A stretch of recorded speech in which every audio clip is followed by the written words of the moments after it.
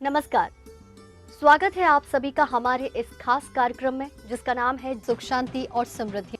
मैं हूं जागृति और स्टूडियो में हमारे साथ मौजूद है ज्योतिष दैवज्ञ पंडित देवेंद्र द्विवेदी जी। पंडित जी, स्वागत है आपका। धन्यवाद। दर्शकों, यदि आपके मन में कोई भी सवाल है, ऐसा कोई प्रश्न है जो आप पंडित जी से पूछना चाहते हैं, तो आप हमें मैसेज कर सकते हैं या हमें ईमेल कर सकते हैं। हमारी वेबसाइट, ईमेल आईडी और फोन नंबर्स आपकी टीवी स्क्रीन पर फ्लैश किए जा रहे हैं। साथ ही आज का खास मंत्र क्या होगा ये पंडित जी आपको बताएंगे आज के प्रोग्राम के आखिरी में। पंडित जी, कर्ज को लेके क्या विशेष जानकारी आप हमारे दर्शकों को देंगे? कर्ज को लेकर के मुझे ऐसा लगता है कि 2, 4, 10 नहीं, 80-90% लोग परेशान हैं। अपने व्यवसाय को चलाने के लिए, बढ़ाने के लिए लोग बैंक से लोन लेते हैं, लेते हैं, व्यवसाय नहीं चल पाता, लोन नहीं पटा पाते।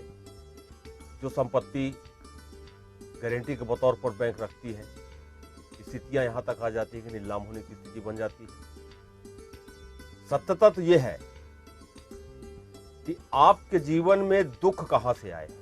जन्म कुंडली में जब हम ऋण बाधा योग का विश्लेषण करते हैं, अध्ययन करते हैं, तो मेरे अनुभव के हिसाब से कि कर्ज आदमी नहीं करता, कर्ज हो जाता है। और हो कैसे जाता है? ये 2 ग्रह जिनकी चर्चा मैंने आपसे की है, शनि और मंगल, ये 2 ग्रह कर्ज के कारक ग्रह हैं। इनकी वजह से कर्ज हो जाता है। और चूंकि हमारे द्वारा किए गए कर्म जो संचित है, देखिए मृत्यु के पश्चात आदमी सब कुछ छोड़ जाता है। माता पिता, घर द्वार, बच्चे, परिवार, धन दौलत, जो कुछ भी है, कुछ भी लेके नहीं जाता। अगर कुछ लेके जाता है तो वो है कर्म। और वही कर्म हमारे जीवन में, वर्तमान जीवन में हमारे दुखों का कारण बनते हैं। कुंडली तो हम देखते हैं पिछले जन्म से। जब किसी बालक का जन्म होता है, उसका समय निर्धारित रहता है, ग्रहों की चाल निर्धारित है, सब ग्रह गोचर में है, और कौन सा ग्रह किसके साथ कैसे कैसे बैठ करके, किस राशि में, किस नक्षत्र में बैठ करके, और ये कर्म दोष भोगने के लिए मृत्यु पश्चात चाहे जितने वर्ष लगें, हमारा जन्म नहीं होगा। जितने वर्ष लगें, जब ब्रह्मांड में ऐसी स्थितियां बनेंगी, ऐसे ग्रह योग बनेंगे, ऐसा नक्षत्र आएगा, तब हमारा जन्म होगा। और वो जन्म कुंडली लेकर के, वो कर्म दोष लेकर के हम पुनः जन्म प्राप्त करते हैं। और जैसे जैसे आयु हमारी बढ़ती जाती है, समय निकलते जाता है, वो ग्रह अपना अपना प्रभाव आपके जीवन में शुभ और अशुभ दोनों प्रकार से देने लगते हैं। कर्म बहुत शक्तिशाली बात होती है। एक बच्चा किसी बड़े घराने में, उद्योगपति के यहाँ, इंग्लैंड में किसी राजा के यहाँ जन्म लेता है, पूरी दुनिया में हाहाकार मच जाता है, खुशियाँ होती हैं, पटाखे फूटते हैं, बधाइयाँ दी जाती हैं, मिठाइयाँ बढ़ती हैं कि आज फलाने उद्योगपति के यहाँ पुत्र रत्न की प्राप्ति हुई है। और उसी समय, उसी दिन, उसी तारीख को एक लड़का एक स्टेशन में सोने वाली बाई के यहाँ भी हो रहा है, उसे कोई नहीं जानता। एक बालक का जन्म हो रहा है बिल्कुल गरीब परिवार में, और जैसे वो अपने युवावस्था में आता है, उसके पास सब कुछ प्राप्त हो जाता है। एक बालक का जन्म हो रहा है बड़े घर में, जहां सब कुछ है, कुछ दिन बाद कुछ नहीं बचता, वो खुद नौकरी करने चला जाता है। जो हजारों लोगों को अपनी फैक्ट्री में नौकरी में रखा था, तो दूसरे के यहाँ नौकरी करने चला जाता है। ये क्या है? ऐसा क्यों होता है? जो चीज हमारे पास है, हमारे पास क्यों नहीं रहती है? परमात्मा यही दिखाता है, तेरा कुछ भी नहीं है, जो कुछ भी है उसका है। आपके पास जो कुछ है वो गिफ्टेड है, परमात्मा के द्वारा दिया गया एक उपहार है।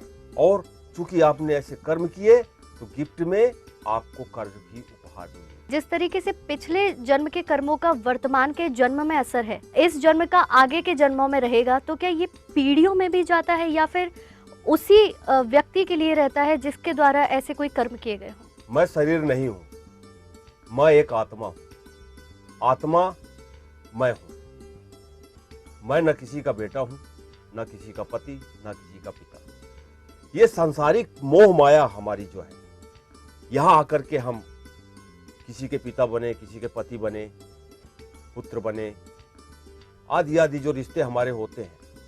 पर सत्यता तो ये है कि हम किसी के नहीं हैं। सत्यता तो ये है कि ये शरीर भी मेरा नहीं है। सत्यता तो ये है कि जो कुछ मेरे पास वो भी मेरा नहीं है। अब प्रश्न ये उठता है कि क्या पिछले जन्म का इस जन्म में भी हमको भोगना पड़ेगा? उस व्यक्ति को भोगना पड़ेगा, उस आत्मा को भोगना पड़ेगा।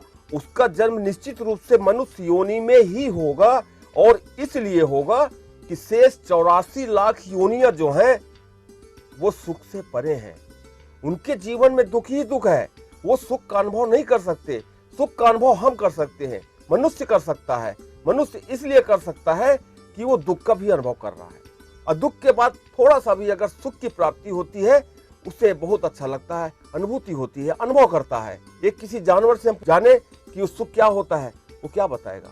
उसके जीवन में तो दुख ही दुख है, जब तक वो 84 लाख योनि में भटक रहा है। मनुष्य की योनि जो है 84 लाख योनियों के बाद एक योनि मानी गई है, और इस जन्म में, इस परिवार में हम किसी के रिश्तेदार हो सकते, पिता हो सकते हैं, हमको नहीं मालूम पिछला जन्म हमारा कहाँ था। हम अमेरिका में थे, जर्मनी में थे, भारत में थे, अफ्रीका में थे, नहीं मालूम। और वही कर्म लेकर के हम ऐसी माता के गर्भ में आए, और इसलिए आए कि ऐसा परिवार हमको मिला, सम्मान मिला, अच्छा कुल मिला, अच्छे भाई बहन मिले। गिफ्टेड है, ये उपहार ही है भगवान का। इसे उपहार के दृष्टि से देखा जाए, इसमें कोई स्वार्थ, कोई घमंड नहीं रखा जाए। और आदमी अकेले है। मैं जैसे आपसे कहा कि शरीर हमारा नहीं है, मैं एक आत्मा हूं, दिव्य आत्मा हूं, इसमें कोई संदेह नहीं है। उस परमात्मा का अंश हूं, उसकी शक्ति हूं मैं। भगवान भी मनुष्य योनि में आने के लिए तरसते हैं। उनका कोई शरीर नहीं है। और सुख और दुख का अनुभव कब होगा? जब शरीर होगा। सिर्फ आत्मा कुछ नहीं कर सकती है। इसीलिए कहा जाता है, बड़े बुजुर्ग कहते हैं कि ऐसा कार्य मत करो, किसी आत्मा को कष्ट मत दो, उसके आंसू निकलेंगे, बह जाओगे। किसी की कुंडली में पितृदोष, काल सर्पयोग, ये उसके पूर्व जन्म के कर्म है। ऐसा नहीं है कि मेरी कुंडली में इस जन्म में पितृदोष है, इस जन्म के पिता का पितृदोष मेरे ऊपर लग गया। ऐसा नहीं है।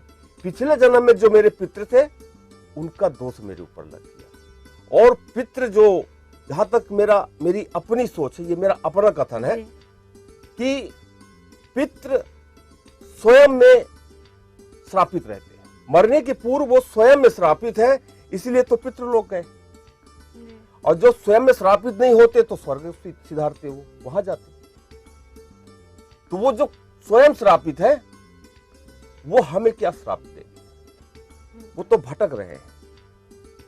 पर हम शरीर सशरीर आज मृत्यु लोक में है, तो शास्त्र ये कहता है कि अपने पूर्वजों के उद्धार के लिए, उनकी मुक्ति के लिए इस जन्म में हम ऐसा कुछ कर दें कि उनका मोक्ष हो जाए। और जब उनका मोक्ष हो जाएगा, उसका शुभ फल, उनका शुभ आशीर्वाद मिलेगा। कर्ज जो है एक महत्वपूर्ण विषय है। और कर्ज एक ऐसा रोग है, अगर शुगर हो जाए, ब्लड प्रेशर हो जाए, घाव हो जाए, हम डॉक्टर को जाके बता देंगे, दवाई ले लेंगे, ट्रीटमेंट हो जाएगा, स्वस्थ हो जाएंगे। पर कर्ज शरीर में नहीं दिखता है। कर्ज आत्मा में प्रहार करता है, मन में प्रहार करता है, और धीरे धीरे धीरे धीरे आदमी जो है टूटता चला जाता है। यहाँ पर आज मैं एक उपाय बता देता हूँ, और उसी के साथ एक मंत्र दे देता हूँ। 8 मंगलवार का उपाय है। शुक्ल पक्ष से इस उपाय को करें। वो लोग करें जो कर्ज से, यहाँ आर्थिक कर्ज की बात चल रही है और किसी कर्ज की नहीं, वो लोग करें। और निश्चित रूप से धीरे धीरे ऐसे स्रोत बनेंगे, उनका कर्ज उतरेगा। मंत्र है ओम ऋण मुक्तेश्वराय सदा शिवाय नमः। 108 बार मसूर की दाल शिवलिंग में जाकर के चढ़ाएं, थोड़ा जल से स्नान कराएं भोलेनाथ को और प्रणाम करें। लगातार 8 मंगलवार इस उपाय को करने से, भगवान के शरण में जाने से निश्चित रूप से आपके आय के स्रोत अच्छे होंगे, ऋण से मुक्ति मिलेगी। पंडित जी, बहुत ही अद्भुत जानकारी दी आज आपने हमें कर्ज को लेकर। और साथ ही मैं आपसे जानना चाहती हूँ कि क्या आज का खास मंत्र कर्ज से जुड़ा हुआ है? यदि यही है तो आप हमारे दर्शकों को एक बार फिर इस मंत्र को बताएं। बिल्कुल, आज का खास मंत्र भी है और आज का विषय भी हमारा जो है वो ऋण से संबंधित है। और यहाँ मंत्र मैं पुनः बोल देता हूँ, ओम ऋण मुक्तेश्वराय सदाशिवाय नमः। ये मंत्र जो है इसको 8 मंगलवार करें, भगवान आपका कल्याण करें। फिलहाल वक्त तो चला है एक ब्रेक का।